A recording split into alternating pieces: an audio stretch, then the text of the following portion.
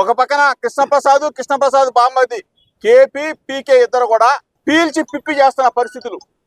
ప్రజాధనాన్ని, వీటిపేస్ ధనాన్ని, ప్రజలకు చెందవలసిన ఆస్తిని మొత్తం కూడా ఈ విధంగా లూటీ చేస్తూ, ఇది ఒకసారి రాష్ట్ర ప్రజలు గమనించాలా, అధికారులు గమనించాలా. కోట్లాది రూపాయల విలువ చేసే బూడిద మొత్తం కూడా ఒక చోటకి చేర్చాడు. ఒక చోటకి చేర్చి ఒక డంపు, కొన్ని వేల లారీల డంపు ఇదంతా కూడా. ఈ లారీలన్నీ కూడా హైదరాబాద్కి సంబంధించిన లారీలు.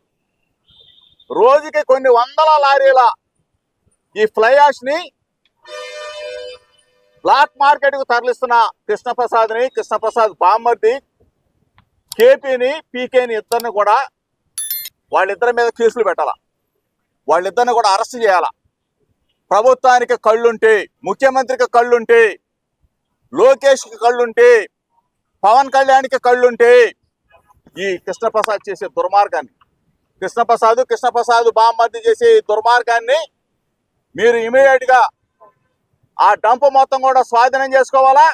ఈ డంపు స్వాధీనం చేసుకోవడమే కాదు, వీళ్ళిద్దరి మీద కూడా కేసులు పెట్టాలా, అరెస్ట్ చేయాలా.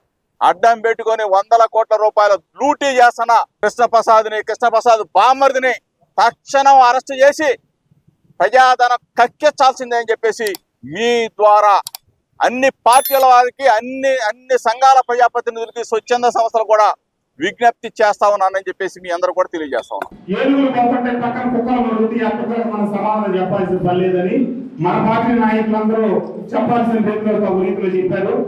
అతని నోరే ఒక పెద్ద మున్సిపాలిటీ డ్రైనేజ్ లాంటిది. అతను చంద్రబాబు నాయుడు గారిని ఉద్దేశించి ఏం మాట్లాడాడు మీ అందరూ తెలుసు.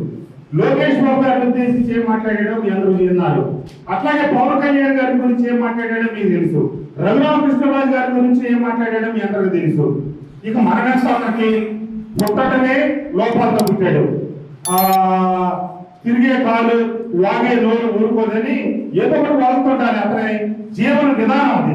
అంతేగాని ఒక హుందాగా బతకటం, ఎదగోడిన హుందాగా ప్రవర్తించడం, గౌరవప్రదంగా ఉండటం, గౌరవప్రదంగా మాట్లాడటం ఇవన్నీ తెలియని వ్యక్తి కాబట్టి అతను కుక్కల పద్ధతులు మనం తర్వాత అనవసరం. ఒక రోజుకి ఆ కుక్కల పిచ్చి అయిన తర్వాత ప్రజలే చంపేస్తారు. అతను ఎన్నో మాట్లాడితే వాడు వీడు అంటాడు. అసలు నేను బూతులు లెక్కించుకుంటే నాకు వచ్చిన బూతులు వాడికి 10 వంతు రాదు. కానీ నేను మాట్లాడను, ఎందుకంటే అది సభ్యత సంస్కారం కాదు. ప్రజలు న్యాయ నిర్ణయకులు అయినా సిగ్గులేని జన్మలు, సిగ్గులేని బతుకులు, సిగ్గులేని జీవితాలు, సొంత సామాజిక వర్గం